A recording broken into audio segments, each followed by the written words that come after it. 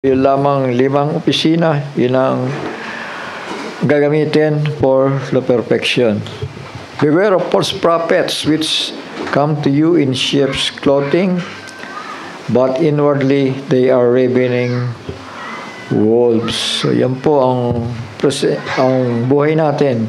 Napakaraming bulaan at kabi-kabila. Nakaalam na ng nakabasa lang ng Biblia ay mupuna sa upuan at nagministry na. So hindi ganoon ang ginagawa ng Diyos. Tuturuan ka muna, Tatawagin ka na imomolde ka. You shall know them by their fruits. Sabi po ng Biblia. Malalaman sa kanilang mga bunga. Ibig sabihin sa kanilang mga turo. Tama? At sa kanilang pamumuhay. Malalaman niya. A good tree, sa 18, a good tree cannot bring forth evil fruit. Neither a corrupt tree bring forth good fruit. Every tree that bringeth forth fruit, bringeth not good fruit, is hewn down and cast into the fire. So yun, malinaw po yun. At ang mabigat pa nito, sabi dito sa huling-huli, many will say to me in that day, Lord, Lord, have we not prophesied in thy name? And in thy name have cast out devils, and in thy name done many wonderful works. And I will profess unto them, I never knew you. Depart from me that work iniquity. So kalikuan kayong mga manggagawa ng katampalasanan. So in other words, simple lang pagkaunawa natin dito. Yung mga tao na yun na nag-perform ng mga miracles, nag-perform ng magagandang bagay sa paningin ng tao, nagpalayas ng demonyo, di ba? Nagpagaling lang may sakit, nagpakita ng mga magagandang bagay, pero hindi inaasahan dahil nga sa paglihis nila sa salita ng Diyos, sa pangangaral nila ng kabulaanan, ito ang kanilang napala. Sabi ng Panginoon, and then will I profess unto them, I never knew you. Hindi ko kayo nakikilala. Depart from me, ye that work iniquity. Kasamaan pala yun. Sipin mo, nagpakita ka ng tanda, naghimala, nanghula, nangaral. Pero sa dulo, isasagot ng Panginoon, kayo'y gumagawa ng kasamaan. Kaya napakahalaga na yung pagtalima sa salita ng Diyos. Marami ngayon niya, mga anak, paulit-ulit kong sinasabi sa inyo para mag-ingat kayo.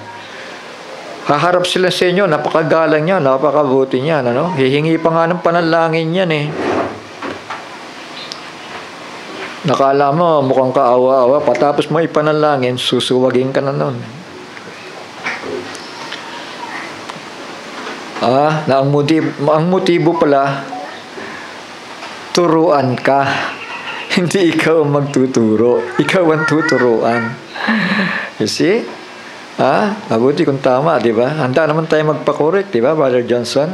Kung maliwanag at tama, hindi matanggi yan. Kaso itutuwid ka ng panibagong gospel. May sarili ang Biblia, mga anak. Bagong imprenta. Kaya lang hindi maipakita sa akin yung preface. Sabi ko, pakita mo sa akin yung preface niyan. Kung yan ay talagang kadoktor ng aral ni Kristo, makikilala natin. Kasi lahat ng mga alagad nagpakilala, di ba? Lahat ng mga manunulat ng kasulatan, nagpakilala sila bilang mga lingkod ni Kristo. Ang problema, yung pumasok dito nagpapakilala na may dalang katotohanan, may dalang bagong Biblia, Parang totoo kasi kinakot din niya yung Biblia Ang problema, sabi ko, dahil walang power yung mga salita, sabi ko, pakita mo nga sa akin kung sino ang author ng libro na yan na bago. Hindi maipakita sa akin doon na lang nagsisinungaling na yung tao, tama? Shall we say amen? Ang nagsasabi ng katotohanan, lahat ng bagay Pati ang profile niya, nakalahad, di ba? Tama? Dahil ang mga sumulat ng Biblia, ang buhay nila ay nakatala din sa mga kasulatan. Tama? At sila'y hayag na nagpapakilala. Pero yung nagsasabi na yung libro na yan, kaya kakapal yan, mag-ingat kayo, no? Napakalabnaw dahil walang power, no? Pag binasa mo yung libro, parang sa tingin mo, parang maganda kasi bumabanggit siya ng salita ni Kristo, pero walang power Parang inano lang, para sinamarize lang yung Biblia. Mabuti kung sinamarize, pero may sarili siyang kaparaanan na parang mapapaniwala ka sa kabutihan. Pero pagdating sa kapahayagan, ililihis ka. Alam niyo ba yun? Kaya nga dito may nangaral nagpalayas ng demonyo, tama ba? Nagpagaling ng mga may sakit. Pero sasabihin ng Panginoon, hindi ko kayo nakikilala. Mga anak, mga kapatid, kung ang China nga, ulitin ko lang, sinabi ko kanina, kung ang China nga nagpa-imprenta ng Biblia, China yan, ano yan, komunista yan, pero nagpa-imprenta ng Biblia. Ano yan lang, ang problema, konting lihis lang doon, di ba? Patungkol kay Jesus, na sinasabi ni Jesus daw doon, na ako rin naman ay makasalanan. Inamin niya. Di ba? Walang sala nga, sabi ng Biblia. Ibig sabihin, nagkontrahan na. Tama? Alam niyo, hindi maipakita ng tao sa akin Sabi ko, simple lang Pahiramin mo ako ng Biblia na sinasabi mo, yan ang katotohanan, babasahin ko lang. Preface lang ang titignan ko. Kung saan inimprenta yan, sino no author niyan. Hindi maipakita sa akin. Doon pa lang nagsisinungaling ng tao. Tama ba? Sabi ko, pinatuloy kita dito Hindi naman ako nagdududa sa iyo kung nagsasabi ka na may dala kang katotohanan. Pero ngayon, humihingi ako sa iyo. Ilang araw ka dito? 3 yata, naka-3. Pero ngayon, humihiling ako sa iyo. Simple lang ang hihingin ko sa iyo. Dahil pinagbigyan kita, labas-pasok ka dito sa bahay ko, sa simbahan. Ang ililing ko lang, simple lang, Brother Johnson. Pwede ko bang mahawakan yung libro na yan at titignan ko lang kung sino ang author niyan. Yung harapan lang ang titignan ko, sisilipin ko lang. Dahil nakalagay diyan kung sino yung author niyan. Hindi maipakita doon na lang mga kapatid. Kung sinasabi niyang maghahayag siya sa tahanan ito ng katotohanan, pero doon pala nagsisinungaling na siya at may tinatago. Sabi ko, tigilan na natin yung pag-uusap natin ito dahil masasayang lang panahon natin. Isipin mo, merong bagong Biblia. Ganyan nangyari sa isang kapatid na attender din dito na ngayon ay nagpapangalap ng kayamanan ni Marcos. Nangangako na may kayamanang matatanggap. Mga kapatid, wag po tayo magtiwala sa kayamanang nasisira. Yan ang sinabi ng Bible, di ba? The love of money is the root of all evil. Maililihis ka niya sa katuruan ni Kristo. So, say amen? Having food and raiment, sabi nga. At may tahanan, may damit, at may katotohanan. May pangako ng buhay. Nakapakapalad na di ba? Ako naranasan kong gumapang sa buhay Miski maraming nakikita ko umaasenso sa kanilang pangangaral, nagpapagamit, pero lihis yung turo Paano ako jo-join sa inyo? Kahit na yumaman kayo na yumaman, hindi ako mag-join diyan. Dahil ang Biblia sumisigaw ng katotohanan. Kailangan ko maghanap buhay. Lord, bigyan mo ako trabaho. Kailangan ko magtrabaho kasi wala akong nakikitang maliwanag. Dali naman kausapin ng Panginoon kapag gano'n. Kailangan mo hanap buhay. Bibigyan ka, di ba? Sandali lang, 1 linggo lang. Binigyan ako ng trabaho. Hindi ko pa nga alam. Pinag-aralan ko lang. Pero nung natutunan ko, Sinusundo pa ako ng employer sa bahay para magtrabaho lang. Mga anak, mga kapatid, sabi nga, yan ang ibig sabihin na unahin natin. Unahin natin siya sa buhay natin. Kasi marami ngayon mga upuhan hireling apostle, hireling prophets, mga inupahan lang yan Sabi ko sa tao, alam mo, hindi naman kita pinagdududahan Basta't magsalita ka lang kung ano yung naiintindihan mo sa Biblia.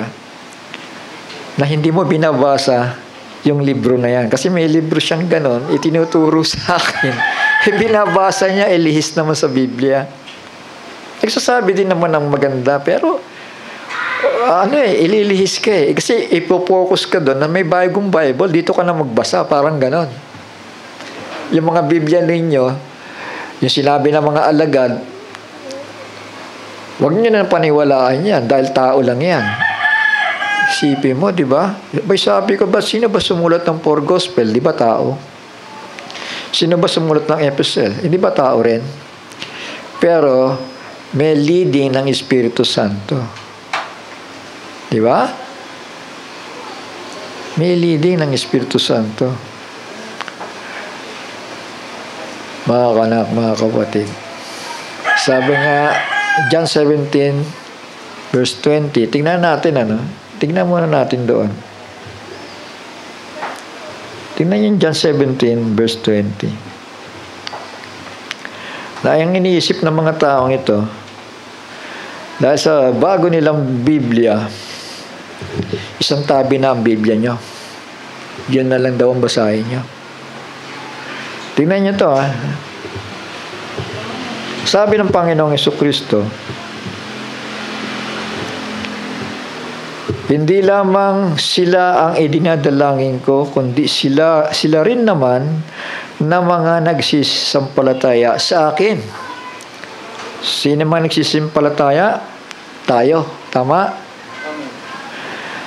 Nagsisampalataya sa akin sa pamamagitan ng kanilang salita. Sino yung kanila? Kanilang plural di ba? Yung mga alagad. Tama? Di ba inutusan sila? Tingnan natin. Matthew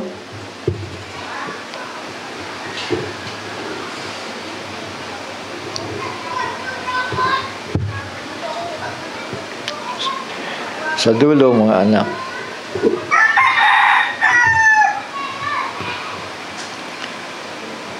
Sabi ng Panginoon, Go ye therefore and teach all nations, baptizing them in the name of the Father and of the Son and of the Holy Spirit, teaching them to observe all things whatsoever I have commanded unto you. Tama? Shall we say amen? Ibig sabihin, binigyan sila ng autoridad ni Kristo mangaral. Tama? Hindi sinabi ni Kristo, oy, tumabi na lang kayo dyan. Ako na lang, kaya ko na to. Hindi naman ganun di ba? Nag-utos siya, nagtalaga siya ng mga alagad. Abay ka, mukat mo, sabi ng taong ito Yung mga sinulat ni Pablo, sinulat ng mga alagad, isang tabi mo niya kasi tao lang ang sumulat niyan Bah. Bagong covenant. Natural, tao susulat, di ba? Ngayon, tinanong ko siya, Diyos pala ang nagpa-imprenta niyan, sabi ko. Diyos pala ang nagpa-imprenta niyan. Ngayon, para maniwala ako sa iyo, pakita mo sa akin yung harap. Kasi nakalagay doon kung saan in-imprenta yan, di ba? At sino nagpa-imprenta, di ba? At sino yung author nun. Hindi, ayaw ibigay, ayaw ipakita Mabuti na lang, nagpipigil pa ako, mga anak, mga kapatid, dahil hindi naman masyadong masasakit na salita yung binitawan ko. Sabi ko, tigil na lang natin to. Kasi dyan pa lang, nagsisinungaling ka na Ang mga alagad, bilanggit nila yung kanilang mga pangalan. At yung mga alagad, silang inutusan, di ba? Go ye therefore and teach all nations. Hindi niya sinabi, oy, kayo 12, stop na kayo. Ako pa rin, the son of man. Hindi nga, umakit na nga yung son of man. Tama. At inutusan yung mga alagad. Kapag nakakita ka ng mga ganitong uri, mga anak, mababait to sa tingin. But in reality, may tinatagong kalokohan yan. Ako, malakas ako makapag-obserba. Kilos pa lang ng tao na tinitignan ko. Akala mo, napakabait niyan. Pero, kabisado ko ang galaw niyan. Hindi man sa nagyayabang ako, mga anak. Dahil binigyan tayo ng kaloob na discerning. Alam natin kung sino yung may tsansa, kung sino yung may potensyal para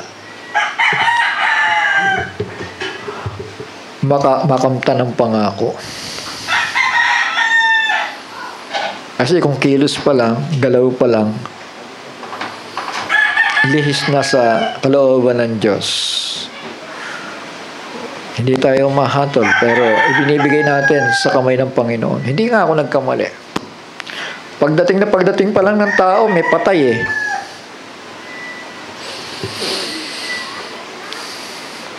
Physical, literal, patay ah. Dahil may dalang ibang espiritu eh. Ngayon, ang kasunod na papatayin, base sa spiritual na maling pagkaunawa. Dahil dalawang uri ng kamatayan eh, physical eh, at spiritual eh. Ngayon, dahil sa kabaitan ng tao na yan, magpapahayag yan ng kabutihan, pero ililihis ka. Dadaling ka sa kamatayan. Hindi ako umahatol, pero base sa kaloob ng Panginoon. Sabi ko, may hindi magandang mangyayari sa pagdating ng taong ito.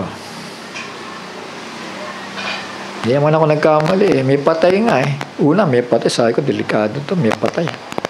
Kasi hindi basta patay. Puno ng sambahayan yung namatay. Sabi ko sa sarili ko, kailangan mag-iingat sa taong ito. Hindi ako nagkamali, ilang linggo lang. Una, nagpapapatong pa ng kamay sa akin eh. Magtatrabaho daw siya eh. Later on, gusto na akong turuan. Ako na ang tuturuan later on. Pagkatapos, nagsama na ng mga bulaang mga ngaral. Mga anak, pinapasok ko naman sa layunin na maituwid yung pagkakamali. Pero lalabas mga suwail eh. Alam niyo yung suwail? Lumalaban sa magulang. Mas marunong pa sa magulang. Yan ang mahirap sa tao. Mga anak. Yan ang mahirap.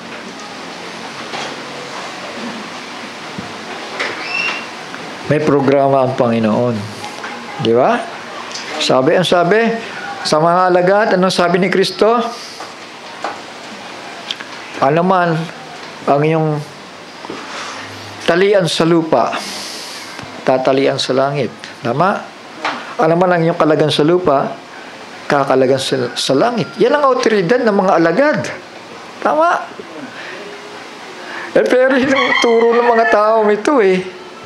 Isang tabi na yung Biblia dahil eto na yung bagong Biblia, Brother Johnson. Ha? Ito na yung bagong Biblia. Si Pablo nagsinungaling, si Pedro nagsinungaling. Dahilan ba yan? Talagang pinakikita na ng Biblia na may kahinaan ng bawat tao. Pero sa bawat doktrina at bawat mga aral nila, buhay yon, tama? Di ba? Sabi nga, ulitin ko nga, basahin nga natin ulit yung kanina.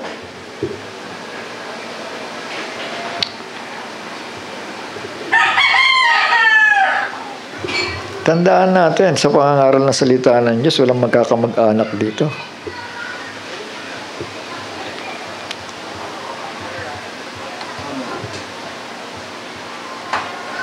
Si Judas nga, isang Israelita eh. Tama? Si Judas ba nung lumakad kasama ang Panginoong Jesucristo, hindi ba siya nag-anyong mabait? Tanungin ko lang kayo. Kasi kung hindi siya anyong mabait, hindi siya isasama ng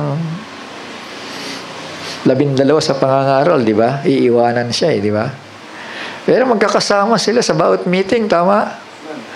Amen? Ibig sabihin si Judas, nagpapakita din ng kabaitan. Tama? But later on, ibinenta yung kanyang amo. Ano yan? Suwail yan. Tama? Mapagpanggap. Hindi po ang mga alagad ay binaliwala ng Panginoon. Sabi ng Panginoon, hindi lamang sila ang idinadalangin ko, kundi sila rin naman ng mga nagsisampalataya sa akin sa pamamagitan ng kanilang salita. Ibig sabihin yung bawat mga ngaral na darating, di ba? Amen? Na inutusan ng Panginoon. Ayan nga, yung Son of Man ministry na yan eh. Si Kristo po, as a high priest and mediator, nasa langit, hindi na po siya bababa as a Son of Man para mangangaral pa uli sa lupa. Pagbalik niya, may dala ng hatol. Tama. Dahil sabi ng Panginoon, ang tumanggap sa inyo, sabi niya sa mga alagad, ang tumanggap sa inyo, ay ako ang tinatanggap. Tama. Sabi sa amen. Ibig sabihin, yung pagsampalataya mo pa lang sa mga lingkod ng Diyos, kapag nangangaral sila ng salita ni Kristo, doon pa lamang si Kristo na ang tinanggap mo. Tama? Shall we say amen? Ang tumanggap sa akin, sabi ng Panginoon, ang tumanggap sa mga salita ko, ay ako ang tinatanggap, sabi ni Kristo. At sino man tumanggap sa inyo, ay ako ang tinatanggap. At ang sino man tumanggap sa akin, sabi ni Kristo, ay ang Ama, ang kanilang tinatanggap. You see? Malinaw ba yun? Tama? So, kailangan pa ba ng mga ngaral? Kailangan po. Ephesians 4:11. Tingnan nyo para malinawagan ng tao. Kasi marami yan. The same spirit yan. Yung New Bible. The Bible is now a New Bible. Madalas ko naririnig yan pero wala pa akong idea nung araw. Maski sa end time, may mga ganyan. The Bible is now a New Bible. Mali po yun. Yung Biblia, dati ng Biblia yan. Ipapahayag lang sa iyo ang unawa. Diba? Sabi sa amen? Ipapaalam lang sa iyo. Tignan po ninyo yung 4:11, no? And He gave some apostles. Si Kristo ito nagbigay siya ng mga gifts sa tao. Some apostles, some prophets. Ibig sabihin, apostles sent one. That taught one. Yung mga tinuruan ni Kristo yan. Tama. Dahil si Kristo, hindi naman magpapanik-panaog para magturo. Prophets, apostles, evangelists, pastors, and teachers for the perfecting of the saints. For the work of ministry. Ayun na pala, may magmi-ministry na pala Tama? Tapos, amen? So, si Kristo nasa kanan ng Ama. At ang layunin ng mga alagad for the edifying of the body of Christ, tayo yon, till we all come in the unity of the faith. Pwede palang mag-unite ang church Tama? Through the fivefold ministry. Tama? Shall we say amen? Nakukuha niya ba ibig ko sabihin? Pwede palang mag-unite ang church sa pamamagitan ng 5 mga ngaral. Bakit sasabihin ng taong ito? Huwag mo lang masyadong paniwalaan niya kasi sinulat lang ng tao yan. Kasi, kapatid, nakakapighati, di ba? Shall we say amen? Ha? So itong mga salita na dala ng mga mangangaral, till we all come in the unity of the faith and of the knowledge of the Son of God. Makikilala mo kung sino si Kristo. Isipin mo, yung bata raw Diyos eh. Bagamat si Kristo sinamba, yung bata pala sinamba, pero bilang hari, hindi bilang Diyos yun. Naintindihan natin? Kasi hinahanap nila yung hari eh. Sabi nga ni Herodes, hanapin niya yung bata na magiging hari para makasamba ako sa kanya. Sasamba siya bilang hari kasi si Herodes, sinasamba siya bilang hari eh. Tama? Hindi naman sinabi doon, asan ang Diyos? Pag nakita niyo yung Diyos, sasamba rin ako sa kanya. Hindi, sabi, asan yung hari ng mga Hudyo? Magiging hari ng mga Hudyo. Pag nakita niyo, sabihin niyo sa akin, para makasamba naman ako sa kanya. Tama? Yan problema, kabaliktaran eh. Nang hindi niya na masumpungan yung bata, 2 taon pinapatay ni Herodes eh. Di ba? So, spirit of Antichrist yan. Paglilihis ng katotohanan. Tama? Ha? Hindi nagsasabi ng tapat. Shall we say amen? Ha? Hindi nagsasabi ng tapat. Sasabihin niya, sasamba ako, pero ang realidad, pag nasumpungan niya, kakatayin ko yan. Ganun na nasa isipan niya. So, ganun lang ginawa ng China ngayon. Nagpa-imprenta sila ng mga libro. Bible daw yun. Eh, pagkatapos, sasabihin doon, aaminin ni Kristo na ako rin naman ay makasalanang tao. Sige, sino sa inyo yung walang sala, bumato. Batuin niyo ako dahil ako naman yung makasalan din tao. Ganun ang pagkakasulat eh. Parang si Kristo umamin na makasalanan. Hindi po. Sabi ng Biblia, siya na walang sala. Di ba? Na umari ng ating mga kasalanan. Naging sala para sa atin. Pinantubos sa atin. Kasi hindi pwede ipantubos ang taong makasalanan. Yan ang ginawa ng China. Isang bersikulo lang yon na alam ko. Hindi ko alam kung meron pang iba. Pero isa lang yon, pero lihis na sang katauhan doon, mga anak. Gaano pa kaya yung dala-dala ng taong ito? Na meron doon silang bagong Biblia. Na pag binabasa mo, napakalabnaw eh. Halatang-halata na kwento lamang ng tao eh. Tandaan nyo, ang salita ng Diyos ay may kapangyarihan. Pag binasa nyo yung Biblia nyo, meron kang mararamdaman agad yan. Spirit and power. Di ba? Sabi ni Kristo, these words are spirit. Yung salita na yan na nakasulat. They are spirit and they are lives. Shall we say amen? Buhay yan eh. Buhay na salita. Kamukat-mukat mo. Sabi ko, sige, magsalita ka lang. Basahin mo yung sinasabi mo salita ng Diyos. Ibasa siya. Wala akong makitang kapangyarihan eh. Walang power. Ha? Mga kapatid, ang mga aral at salita, hindi lamang sa titik, kundi may kapangyarihan. Ang salita ng Diyos may kapangyarihan. Kaya ito, ramdam mo na tao lang talaga eh. Sabi ko, sino author niyan? Wala maipakita eh. Saan inimprenta yan? Ayaw ipakita.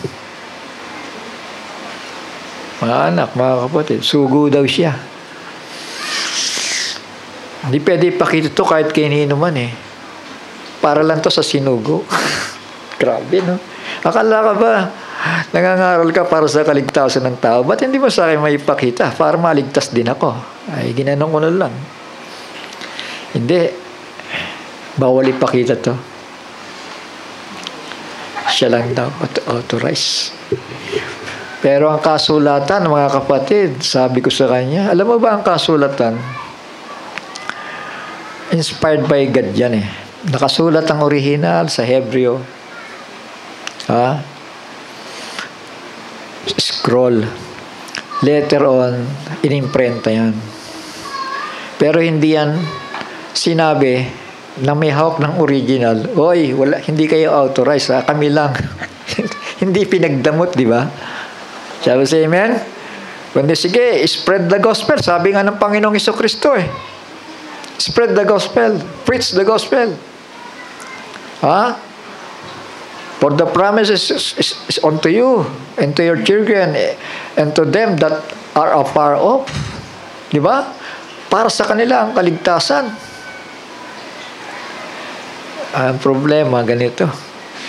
Ako lang ang authorized nito. Pakinggan nyo lang yung sasabihin ko. Ganun ba? Sa palagay nyo, mapapaniwala mo ang tao. Kahit alam mo, grabe kamang-mga na lang ang isang taong maniniwala sa kapwa-tao. Sangayon kayo doon? Sabi ni Kristo, o sabi ng Biblia, sumpain ang tao na magtitiwala sa kapwa-tao. Kasi nalalaman nyo na naman at nararamdaman eh. Kung ang pananalita, kung ang pangangaral ay nagmula sa Panginoon, kung kayo may Espiritu ni Kristo, tama? Mararamdaman mo agad eh. Teka muna, parang may power at may masyadong malalim na pananalita. Doon mo makikilala na ito yung salitang ito ay hindi galing sa tao. Dahil sabi nga ng Panginoon, paano kayo makakaunawa ng mga bagay na makalangit kung ang mga bagay na makalupa ay hindi ninyo maintindihan? Tama. Hindi ba napakataling dayain ng isang tao na hindi magre-rely base sa original? Tama? Amen? The law was given to Moses. Grace and truth came by Jesus Christ. So ano pa hanapin mo? Para maligtas ka. Di ba grace and truth? Nasaan yan? Eh di nasa gospel plus the epistle. Tama? Of the apostles. Tama? Ngayon, kung sasabihin mo na isang tabi na yan, yung Old Testament, yung New Testament, isang tabi na yan, dahil may bago ng libro, kasinungalingan yon. At yan din ang ginawa ng end time movement ngayon. Nang mapakinggan nila na may dumating na propeta. Kaya nga tinatanong ko yung isang mga ngaral eh, ano ba magiging basis natin kung magkikita tayo at mag-aaralan tayo sa isa't isa? Dahil naghanap ka ng mas maliwanag, ano ba magiging basis natin? O pinaka-foundation? Bagaman hindi ko itinatakwil yung sinabi ng propeta, yung mga prophesying ng propeta. Ano ba pinaka-basis? Pinaka-authorized, ano ba? Hindi pa sumasagot.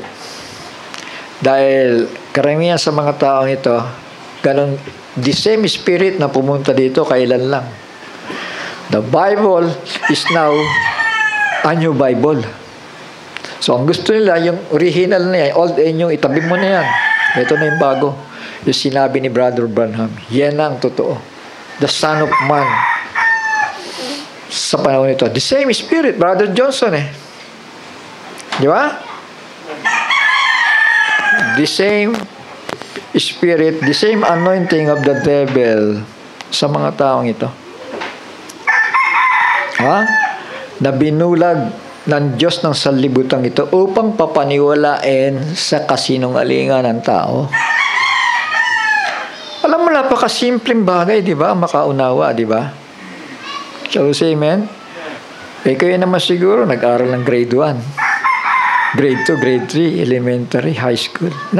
Kung pinairal mo, yung talagang dunong na ibinigay sa'yo, hindi ka maliligaw eh. Tama? Pahalagahan mo lang yan. Dahil ang sinasabi ng Biblia, sumpain ang tao na magtitiwala sa kapwa-tao. Kahit, ito. Ang galing manalita niyan eh. Sangayon kayo? Ang galing manalita niyan. Kaya ano ba ang sinasabi sa kanya ng Biblia patungkol sa kanya? Di ba? Kasi nga po, maging si Satanas ay nagdadamit tupa. Kaya pairalin nyo yung mga gift na nasa inyo.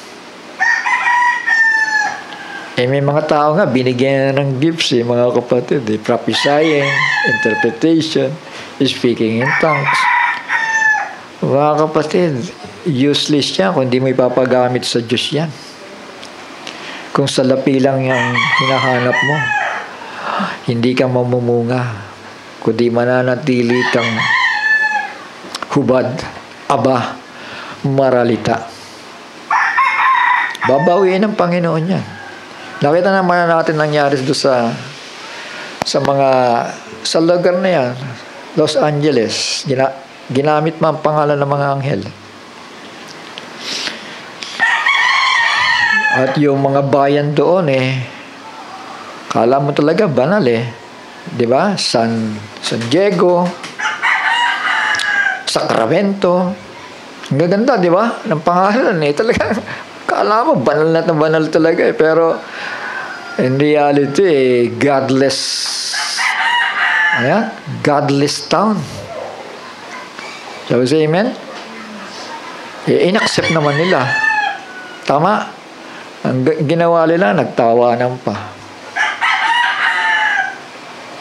Darating ang ganti. Darating ang galit ng Panginoon sa mga ganyang uri ng tao. Yung naglilihis ng kanyang kapwa. Ibig sabihin, ginaguide ang tao sa kapahamakan. Ginaguide ang tao sa kasinungalingan.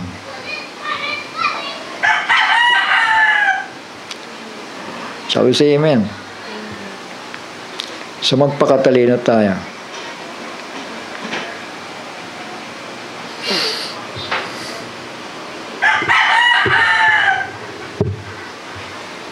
Ang Diyos po ay hindi nagpapabiro.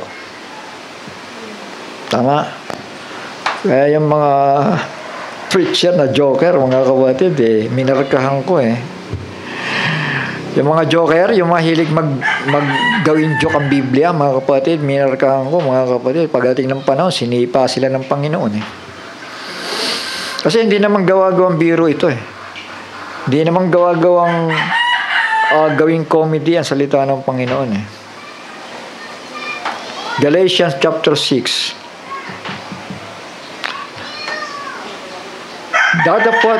Verse 6, Dadapot ang tinuturuan sa aral ng Diyos ay makidamay doon sa nagtuturo sa lahat ng mga bagay na mabuti.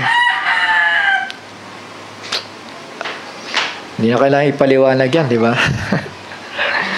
Pero dapat ito, ginagawa ng tao ito. Di ba? Huwag kayong padaya, ang Diyos ay hindi napabibiro. Sapagkat ang lahat na iniasik ng tao ay siya namang aanihin niya. Shall we say amen? Minsan kala mo maganda ang intention Pwede ba ipatong mo yung kamay mo sa akin para mapagpala ako? Kasi naniniwala naman ako sa Diyos mo buhay Matapos mong ipanalangin, matapos mong hilingin ang pagpapala at naibigay naman, kamukat-mukat mo, lalabas kang false prophet sa kanya Sige nga, asan ang katwiran dyan? Ang sabi, dadapot ang tinuturuan sa aral ng Diyos ay makidamay doon sa nagtuturo sa lahat ng mga bagay. Hindi yung pinagpala ka na wala ka na.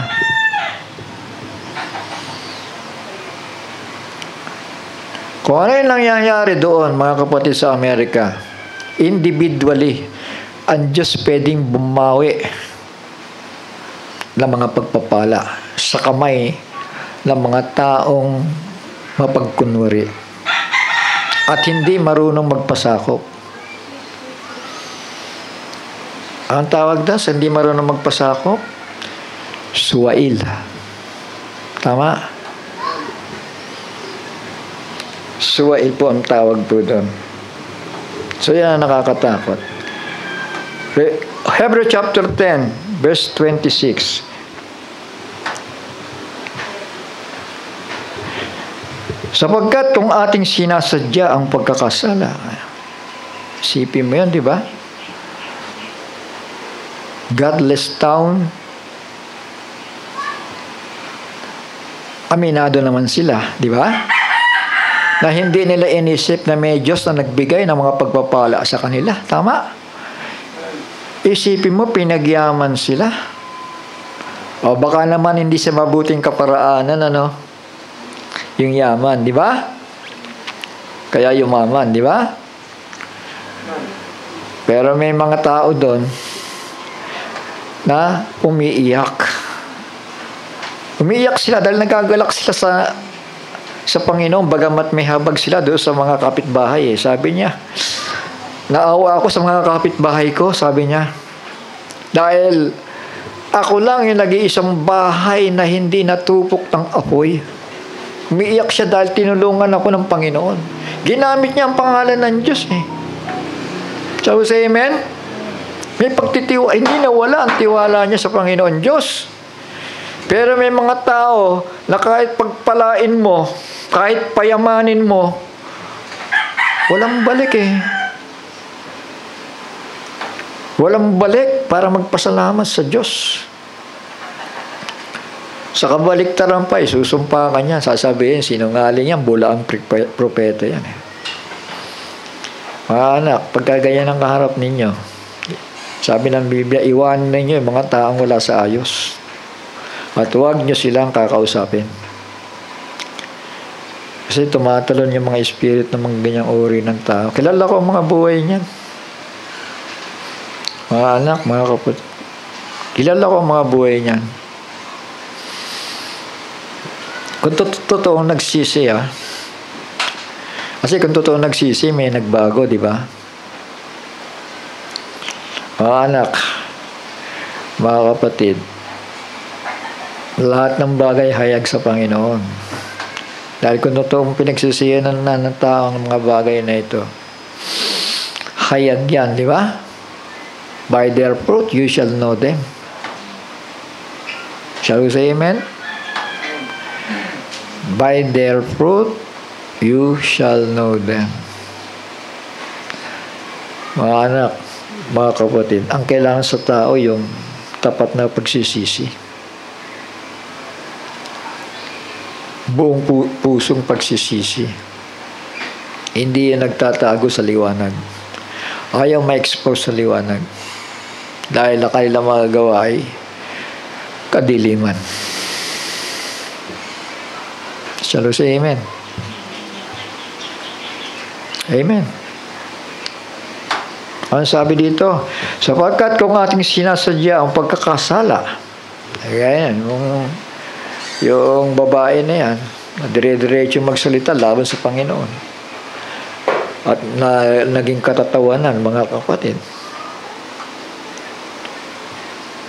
Sapagkat kung sinasadya ang pagkakasala pagkatapos na ating matanggap ang pagkakilala sa katotohanan, ay wala nang haing natitira pa tungkol sa mga kasalanan. So wala na. Anong meron?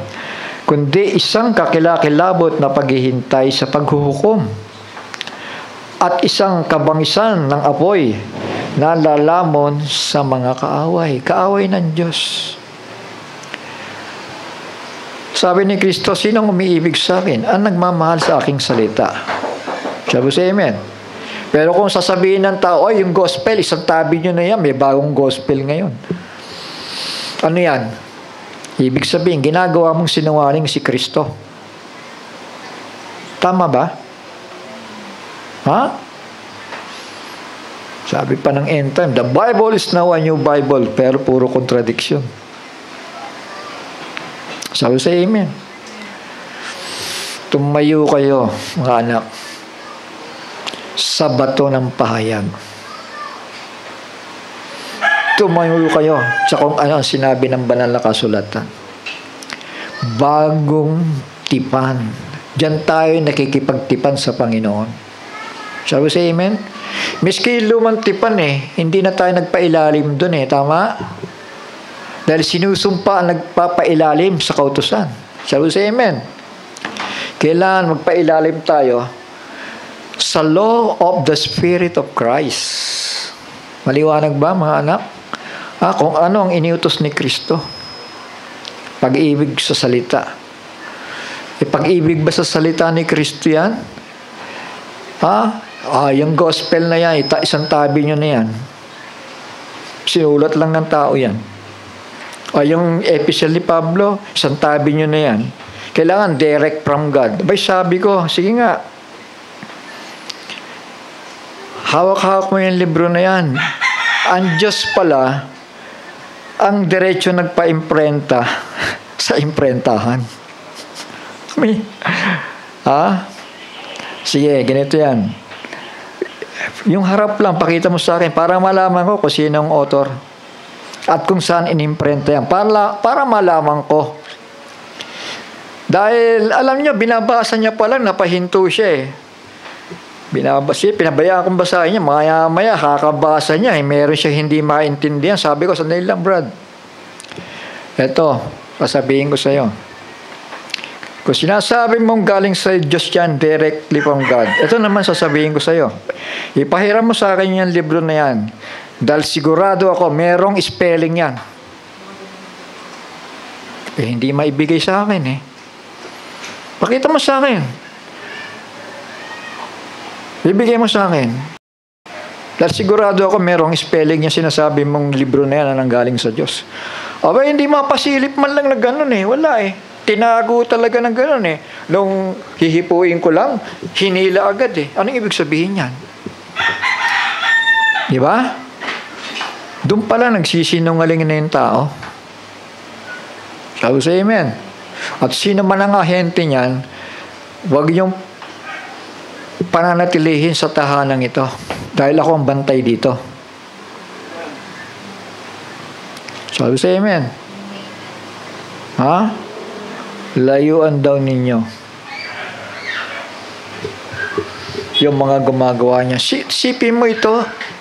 Sulat ni Pablo sa mga Hebreo. Tingnan nyo kung gaano kahigpit. Tingnan nyo. Sabi ito, sapagkat kung ating sinasadya ang pagkakasala pagkatapos na ating matanggap ang pagkakilala sa katotohanan, nagkukot din naman sila sa sinabi ni Kristo Kaya lang later on, isang tabi na yan, dahil sinulat lang ng tao yan, diretso ka doon sa Ama. Asan yung sulat ng Ama? Ito, Ama pala nagpa-imprenta niyan. Di ba? Tama ba ako?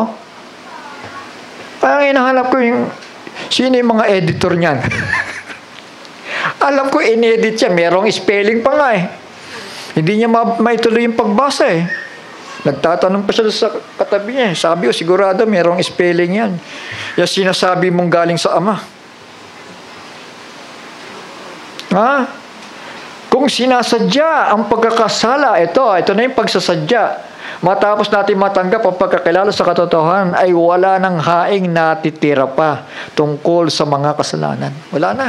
Ano meron kundi isang kakilakilabot na paghihintay sa paghukom at isang kabangisan ng apoy na lalamon sa mga kaaway. Sino yung kaaway ni Kristo? Against, sabi ng Panginoon, sino mang tumanggap sa inyo, sa mga alagad, ako ang tinatanggap.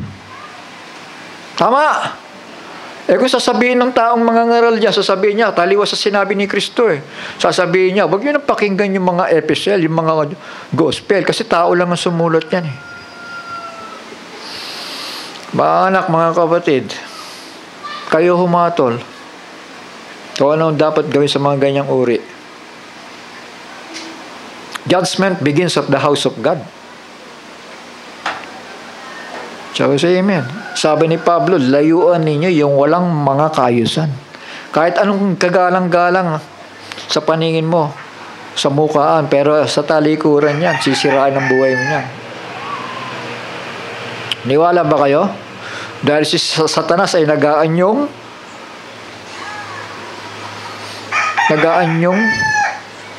tupa. Bagaman anghel ng kadiliman. Tingnan niyo itong kabangisan dito. Ang tao hindi marunong makinig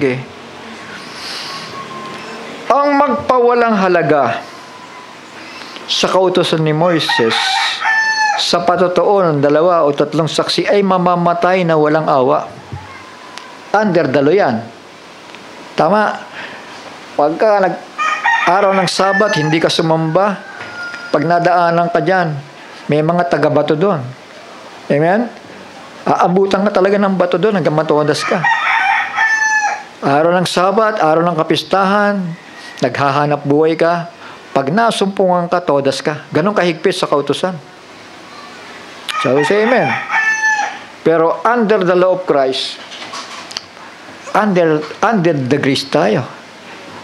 Hindi pinagaganap yan. Tama? Dahil hindi naman tayo mga Israelita. Tama? Mga hentil tayo. Dahil doon pa rin tayo sa huwag kang papatay. Huwag kang magnanakaw. Di ba?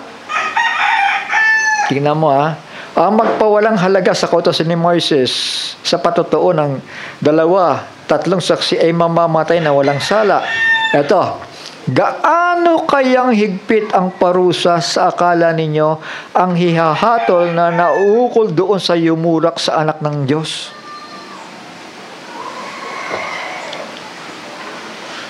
Maintindihan ba natin?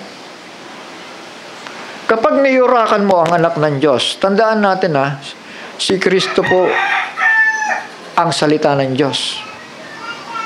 Sabi sa amen.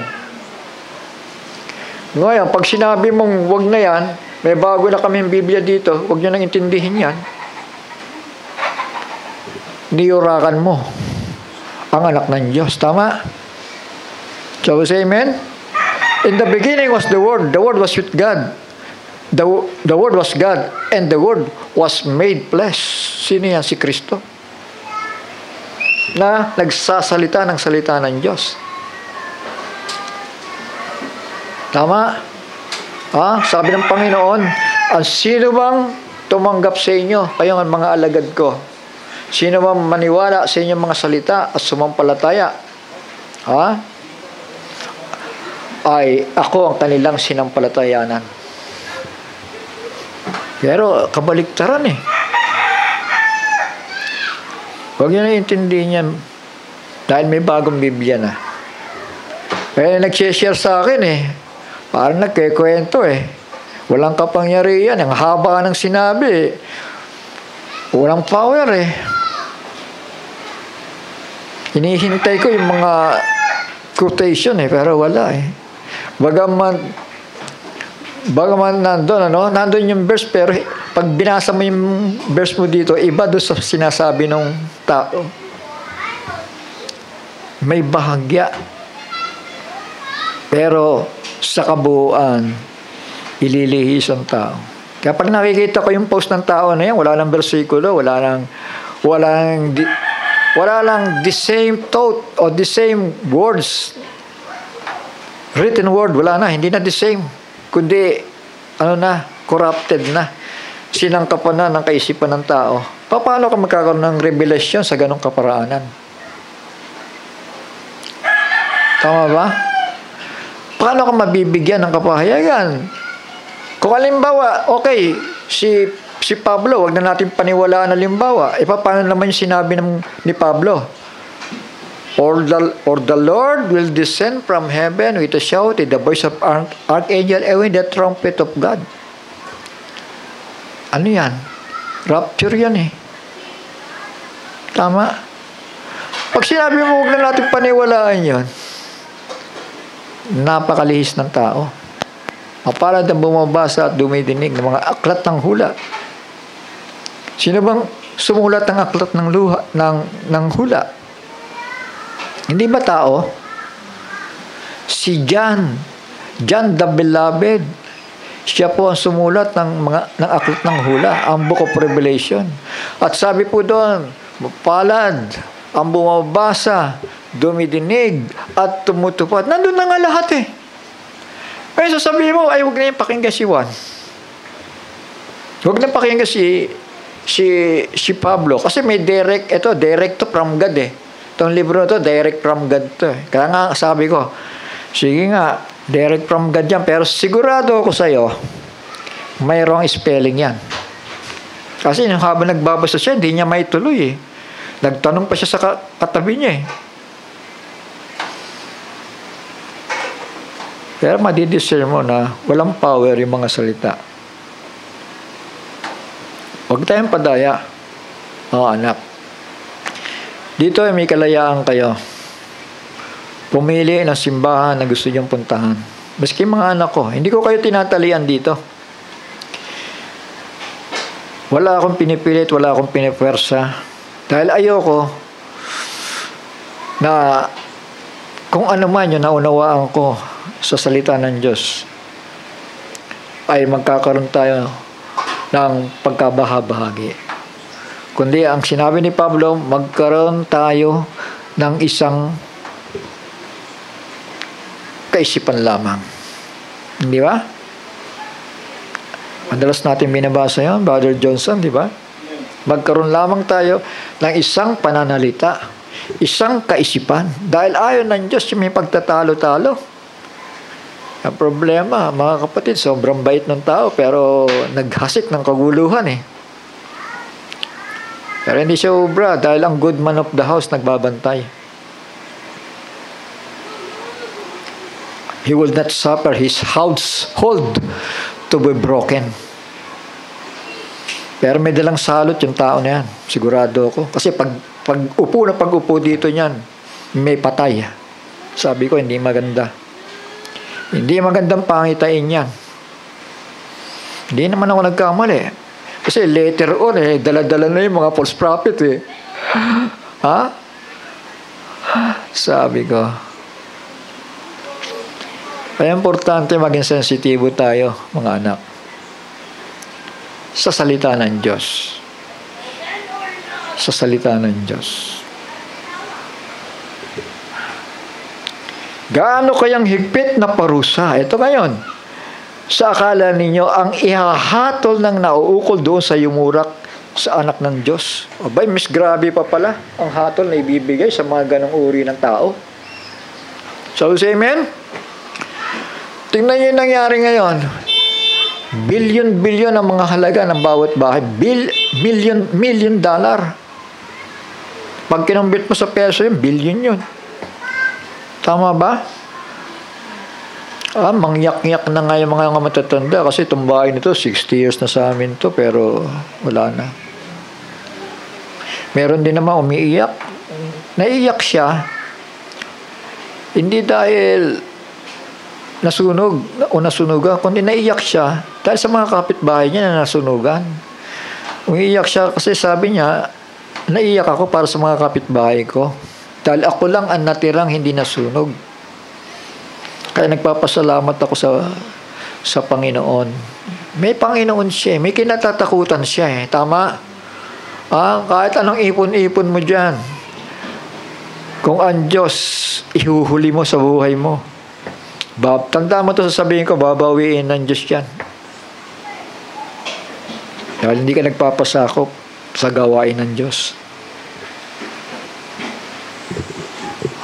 Ang walang halaga sa kautusan ni Moises sa pamamagitan ng dalawang saksi ay papatayin. Gaano kayang higpit ng parusa sa akala ninyo ang ihahatol ang nauukol doon sa yumurak sa anak ng Diyos? Nagbaliwala. Ay, hindi naman yan eh. Bahala na kayo dyan. Hindi yan ang totoo. Kapag gano'n ang laman ng isip ng tao, mga kapatid, sasaktan siya ng Panginoon. Babawiin lahat ng bagay na inaari niya. Umaring di banal sa dugo ng tipan na nagpabanal sa kanya at umalipusta sa espiritu ng biyaya. Nagbaliwala eh.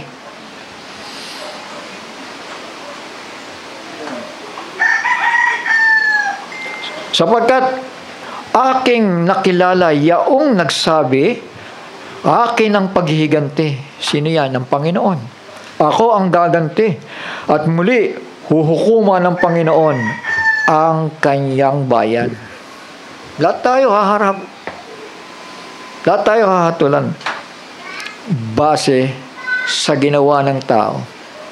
Kung nagpawalang halaga ka sa anak ng tao, darating ang hatol sa'yo. Kung pinahalagahan mo, darating din ang hatol na pagpapala at buhay na ibibigay sa'yo. So, yun ang magandang hatol, di ba? Reward. Tapos, amen? Hindi yung hinatulang ka dahil sa paglapastangan mo. Ang hatol na ibibigay sa'yo, sakit, karamdaman. Sipin mo, milyon-milyon yun ang mga nawala. At hindi basta mga tao, yung mga tao na yun di ba? Mga sikat amen? Mga sikat, mga anghel nga ni Satanas Mga anghel ni Satanas. Mga Satan's agent, mga ginagamit sa entertainment para magliis ng mga kaisipan ng tao. Amen. Walang maituturong tama yun kasi ililiis ang mga kaisipan nyo. Amen. Pasimula pa lang yan. Tandaan nyo sasabihin ko, dahil may dagdag na propesya ang propeta. At alam nyo ba yung ilalim niyan? Under the fault. Dr. Johnson, tama? Under the fault line. Lulubog yan. Lulubog yan. Isipin nyo, godless town. Minsan sila naging banal. Pero later on, once alarm, but later on, spake as a dragon. Tama. Shall we say amen? Hindi ba salita ni Satanas yan? Na inaamin nga nila na we are godless town. Hindi namin kailangan ng Diyos dito. Ganoon ang kanilang pananalita. Sino maglalakas loob na gano'n magsalita, mga kapatid? Kundi yung espiritu ni Satanas na sa tao na yan. Tama ba? May anointing ni Satanas Tapos yung mga tao nagtatawanan. Sige nga, ilang araw lang. Hindi na nakatiis ang Panginoon. Medyo nagpigil pa nga kasi initial lang yan Ang grabing mangyayari talaga dyan sa California yan, lulubog. Lulubog yan. Yun ang dagdag na propesya ng propeta. So, nangyari na nga, di ba? Sodom and Gomorrah. Di ba? Nangyari na nga, sinabi ng propeta Nabasa ba ninyo yung pinost ko? Inihalin tulad sa Capernaum. At dinuktong ng propeta, ang tinutukoy dyan ay walang iba kundi ang Los Angeles. So, nangyari. Di ba? Hindi po biro yan. Kaya nga, buhay pa rin ang mga hula ng propeta. Buhay pa rin. Kaya lang ilalagay lang sa tamang lugar, Brother Johnson, di ba? Ang iba, parang ginawa ng Diyos yung propeta Kung ano sabihin ng propeta, yun lang. Hindi nila alam, may pamaypay sa kamay ni Kristo. So, kung di tayo magpapakawais at hindi tayo bubuklat ng banal na aklat, mga kapatid, kakatok si Satanas sa mga bahay ninyo. Mag-i-introduce ng bagong Biblia. Mag-aalok ng kayamanan. Meron kang dating attender dito Mga kapatid naniwala naman nung una. Pero nung may inalok sa kanya na kayamanan ni Marcos, later on, inalok siya ng bagong aklat. Pagpasok dito, yung huling pasok niya, nagpapaalam na, sabi, hindi daw yan ang tunay na Bible. May totoo daw Bible. Mga anak, mga kapatid, yan na nga yan. Napakadelikado. Kung hindi tayo magbabantay, the law ay dumating sa pamamagitan ni Moses. Yung Old Testament. Grace and truth dumating sa pamamagitan ni Hesus Kristo. Sabi sa amen. Sino pakikinggan natin? Ano sabi ng Ama sa langit? This is my beloved Son, in whom I am well pleased. Tama? Hear ye Him. Hear ye Him. Tama? Pakinggan ninyo si Kristo. Ano ba sabi ni Kristo? Sino man tumanggap sa inyo, ay akong tinatanggap. Ipangaral ninyo ang Ebanghelyo. Binigyan kayo ng kapamahalaan. Pagkatapos papasok yung tao, sasabihin, may bago lang Biblia. Shall we say amen? Makatwirang ba yun sa mga sinabi ng Panginoon? Na may bago lang Biblia? Tabi nyo na yan. Dahil ito, direct from God ito. Sipin mo. Kaya nga sabi ko, simple lang. Pinapasok kita sa bahay ko. Dahil hindi naman kita hinatulan agad. Ilang araw ka dito. Ngayon, sinasabi mo na yung mga kasulatan na yan ay nagmula sa Diyos. Pabasa mo lang sa akin. O pakita mo lang sa akin yung harapan. Hindi nga maipakita yung harapan lang eh. Ang gusto ko lang naman kung sino yung sumulat eh. At sino nagpa-imprenta niyan eh. Ayaw talaga. Mga kapatid, naisip ko tuloy, baka made in China o printed in China eh. Mga anak, mga kapatid, wag po tayo magpapalin lang sa gawa ng kaaway. Dahil wais ang kaaway. Wais ang kaaway. Manindigan kayo sa salita. Manindigan kayo sa Biblia. Grace and truth came by Jesus Christ. Tama. At yung truth na yan, iniutos niya sa mga alagad na ipangaral. Tama ba? Ha? Ang gusto yata si Kristo, pababain ulit dito eh. Yung Son of Man daw, muling bababa as a Son of Man. Hindi po. Hindi na as a Son of Man ang pagbabalik niya. Son of Man, yung pangangaral as a prophet. Umakyat sa kanan ng Ama as a high priest and mediator. Dahil nagme-mediate na siya eh. Ibinigay na niya yung kanyang dugo para ipamagitan sa Ama. So as a mediator, bilang abogado natin siya sa Ama. I will pray the Father, sabi niya, that He will give you the comforter. Na magtuturo sa inyo, magbibigay sa inyo ng lahat ng katotohanan, at ang comforter niya, mananahan sa inyo, ililid niya kayo sa buhay na walang hanggan. High priest. Yung lamb, yung kordero, na-resurrect, naging high priest na. Pagbaba niya dito, hindi na po siya bababa para, bilang Son of Man uli para magdidetalye sa kanyang mga turo. Dahil dito pa lang, sinugo na ang banal na espiritu eh. Sinugo na ang mga anghel para ibigay sa mga alagad, sa mga apostoles, yung katotohanan. Kaya nga sinamampalataya sa inyong mga salita. Di ba? Sabi ng Panginoon, sa salita ng mga alagad, ang sino man tumanggap sa inyo, ako ang tinatanggap. Darating siya dito. Nakita ninyo mga anak. Yung pagbaba niya dito, rapture yun. Hindi siya bababa sa lupa. Yan ang maliwanag. Kukunin niya yung mga namatay sa church ages at yung mga naiwang buhay dito, papalitan ng katawan sa rapture. Naintindihan po natin? Shall we say amen? So, hindi siya bababa sa lupa para mag-ministry as a Son of Man. Tama. Ang paniniwala ng end time ngayon eh. Muling mangangaral si Kristo, bababa dito. Hindi na po sa alapaap lang siya. Kukunin tayo doon.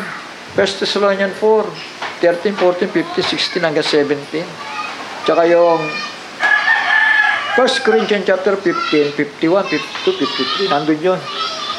Ngayon, muli siyang bababa dito. Ang dala niya dito, wrath of God na eh. Galit eh.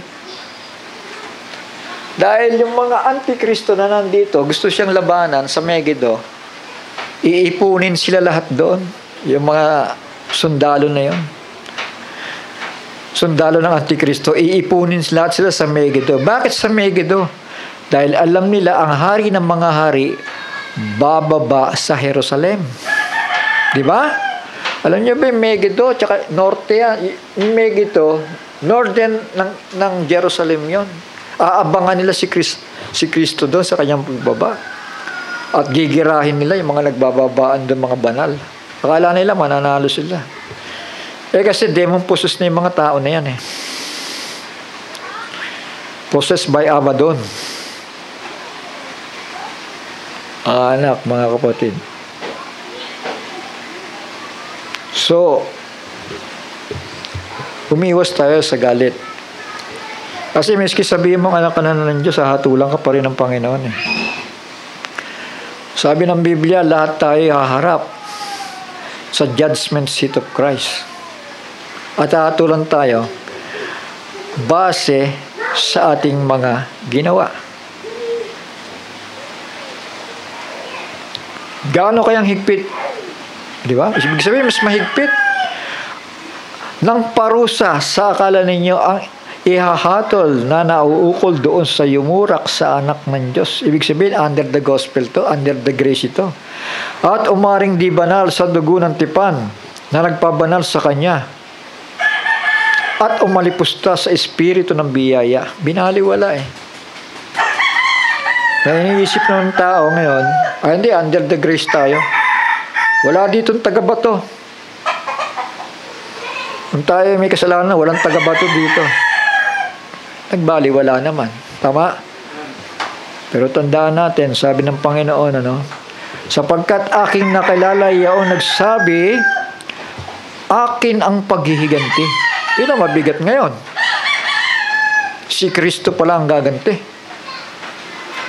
Kaya mali yung inaakala nila, sinasabi nila lagi, God is love, God is love. God is love sa mga taong nagpakumbaba. Kasi dapat lang magpakumbaba tayo sa Panginoon eh, di ba? Kasi sa Kanya lahat ng mga bagay eh. Kailangan kilalanin siya eh. Yung lang mga bagay na meron tayo, hindi sa atin yan eh. Hiniram lang natin yan eh. Tingnan nyo. Ang California ngayon, dahil sa pagbabaliwala ng mga tao, pagsasalita ng hindi mabuti sa harapan ng Panginoon. Akala nila, sa tingin nila mga kapatid, mas makapangyarihan pa yung demonyo. Kasi, eto nga hindi na nga tayo kumikilala sa Kanya, pero napakayaman naman natin. Pinagpapala tayo. Yung karamihan kasi sa kanila, sumasamba na sa demonyo eh. Ngayon, panakita ng Panginoon ngayon, yung kapangyarihan niya.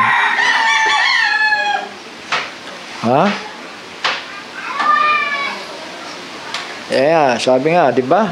Kung sinasadya natin ang pagkakasala, pagkatapos na ating matanggap ang pagkakilala sa katotohanan, ay wala nang haing natitira pa tungkol sa mga kasalanan. Yun ang mabigat ngayon. Saan ka pupunta ngayon? Matapos ka magsalita ng hindi mabuti sa harapan ng Diyos. Anong gagawin mo ngayon?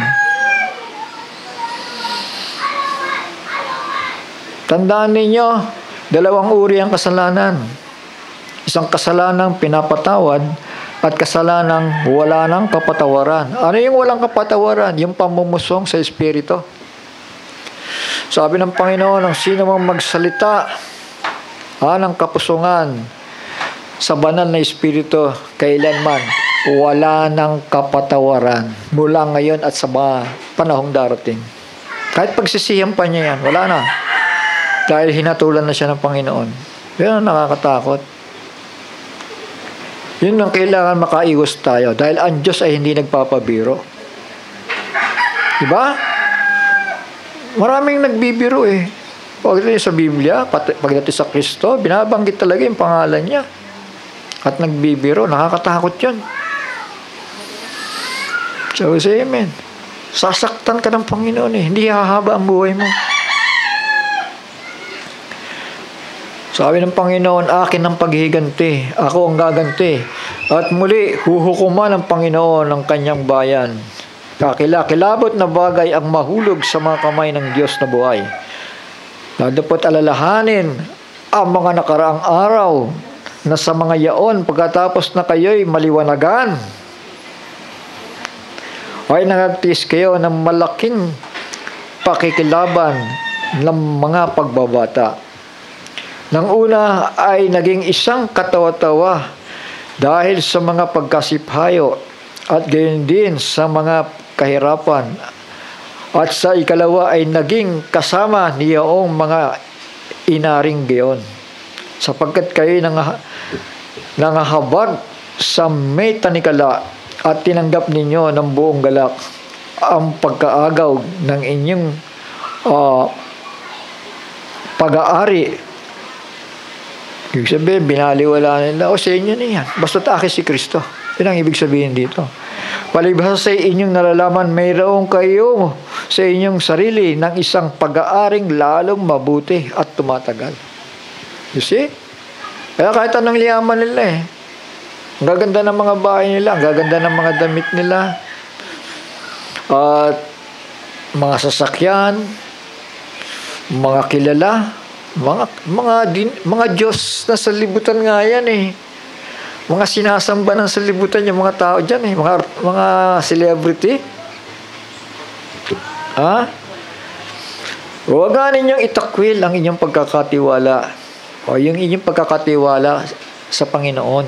Huwag nyo itatakwil yon na may dakilang gantimpala sapagkat kayo'y nangangailangan ng pagtitiis. Lahat naman kasi binabata at tinitiis. Hindi natin pwedeng dahilan na napuyat ako, napagod ako. Mga anak, may panahon na bibigay silang Panginoon para makapagpahinga ka kahit sa konting oras pero babalik ang lakas mo.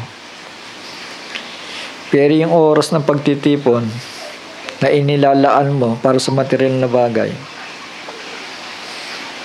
magkakasala ka niyan. Malinaw ito. Huwag ninyong pababayaan ang pagtitipon na tulad na ginagawa ng iba. Sapagkat kayo nangangailangan ng pagtitiis, sabi po dito, upang kung inyong magawa ang kalooban ng Diyos, hindi kalooban ng laman, ay magsisitanggap kayo ng pangako. Sapagkat sa madaling panahon, siyang pumaparito ay darating at hindi magluluwat. Kaya nga sabi ng Panginoon, magbantay nga kayo, magbantay nga kayo. Huwag kayong tutulog-tulog, magbantay kayo. Ngunit, ang aking lingkod na matuwid ay mabubuhay sa pananampalataya. At kung siya ay umurong, sasabihin, ay, may bagong gospel. The Bible is now a new Bible. Nabubuhay na tayo ngayon sa sanlibutan. Ganun na, binago na yung ligtas na tayo lahat, tinubos na nga tayo ni Kristo, pwede na tayo bumalik sa sanlibutan kasi tinubos na nga tayo. Ganun ang end time mga kapatid. Hindi naman lahat sila, no? Division pa rin May division. Pero may mga ganong uri na tumanggap. Balik sa sanlibutan. Huwag natin gagayahin yon. Dahil tuso ang dyablo para dayain tayo. Pero ang elected cannot be deceived. Pero possible. Di ba? Possible lang na ma-deceive ka, pero the elect will not be deceived. Bakit sinasabing possible? Siyempre, pag lahat naman ng bagay, sa mga nag-iingat, pwede ka pa rin ma-disgrasya. Tama? Kailangan patuloy na pag-iingat at pagtitiwala. Ngunit ang aking lingkod na matuwid ay mabubuhay sa pananampalataya, at kung siya ay umurong, itinakwil yung katotohanan, yung liwanag na ipasok sa kaisipan niya, sa puso niya. Itinakwil eh. At kung siya ay umurong, ay hindi kalulugdan ng aking kaluluwa. Hindi siya kalulugdan ng Panginoon. Sabi sa amen. So pag hindi kayo nalugdan, may hatol. Ngunit tayo hindi doon sa mga nagsisibalik sa kapahamakan. So ito tayo. Sabi sa amen? Kundi doon sa mga may pananampalataya sa ikaliligtas ng kaluluwa. Dahil mga walang ingat, mga anak, mga kapatid, pagbalik may dala ng sariling Biblia. Yan nakakalungkot ngayon. Manindigan tayo. So we say, praise the Lord. Mag-ingat tayo, mga anak. Huwag nating iwawala ang bawat salita na napakinggan natin. Bumalik kayo sa inyong Biblia. So we say amen? Yan yung tatak sa noo. Yung salita ni Kristo. Yung salita ng mga alagad. Yan ang tatak sa noo ninyo para hindi kayo madisib. Dahil marami ang ambulaan na nag-aan yung tupa Miski nasa end time na siya. Tandaan ninyo, maraming manggagawa akong nakilala nung araw. Maraming mga naniwala nung una. But later on, yung mga elder, yung pa nawala, yung mga elder yung pa natuto, yung pa nawala. Magtanong ka na, sino ba may problema? Yung mga elder o yung iniwanan? Pag iniwanan ka na ng mga marurunong at ng mga may mga nalalaman, ibig sabihin, may problema sa iyo. Kasi nag-iisa ka lang Bakit pinagtulungan kang iwanan? Kasi mali ang pamamahala mo. Yun lang ang ibig sabihin nun.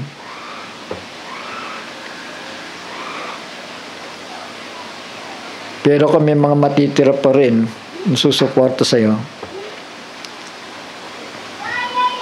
ibig sabihin lang, may chance. Masyado masalimot, mga kapatid, kung ikaw ay nasa panahon ng end time.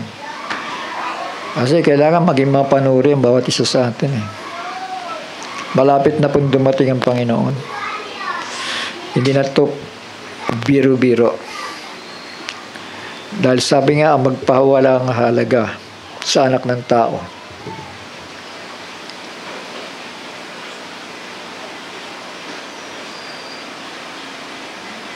Tumaring di banal sa dugo ng tipan. Hindi biro yung ginawa ng Panginoon Sabi sa amen? Yan ba'y nagmalasakit, niyurakan, pinahirapan, hanggang sa kamatayan? Yan bang bagay na yan babaliwalay ng tao? Alang-alang sa salita, alang-alang sa gospel. Mas matinding parusa. Mga anak, ang sinamang yumurak sa anak ng tao. Natakot po tayo sa Panginoon. Sumapalad tayo. Ano ba ang instruction? Magbantay. Magbantay. Ibig sabihin, mag-update sa mga kaganapan. Napakapalad na merong pathway na lalakaran tayo. Samantalang ang daigdig ng Kristyanismo, hindi alam. Walang nalalaman patungkol sa kung ano ang ginagawa ng Panginoon.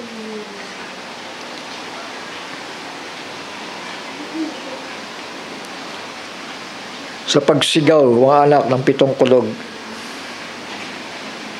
ianda tayo. Pero alam natin yung kapanahon na yung kailan yun. Ha? Alam natin yung kapanahonan na yon dahil sa gabay ng Panginoon. So, wag natin sayangin ang pagpapahayag niya.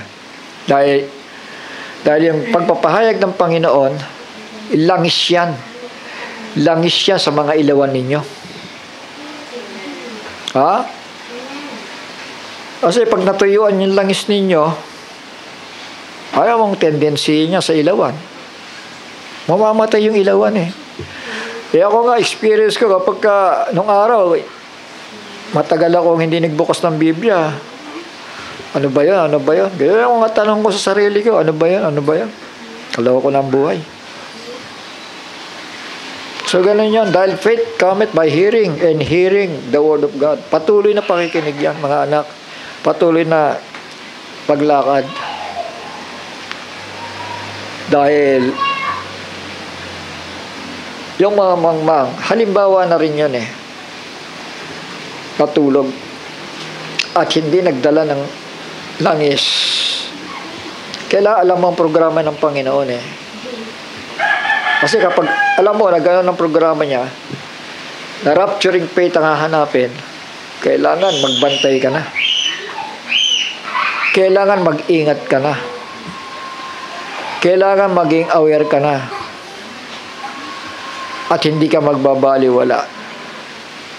Dahil napakahirap pag naiwan tayo sa rapture. Ligtas na eh. May pananampalataya na eh. Kaya nga yung rapture na yan, tinawag ni Pablo, ang term na ginamit, quote up, ibig sabihin, aagawin.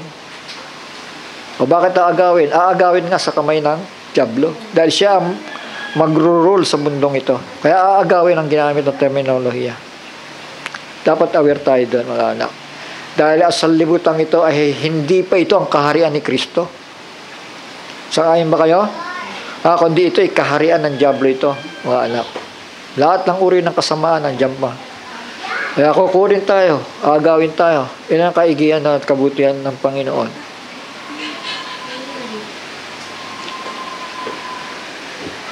Purihin ang Panginoon. Hanggang dito na lamang po muna, mga anak.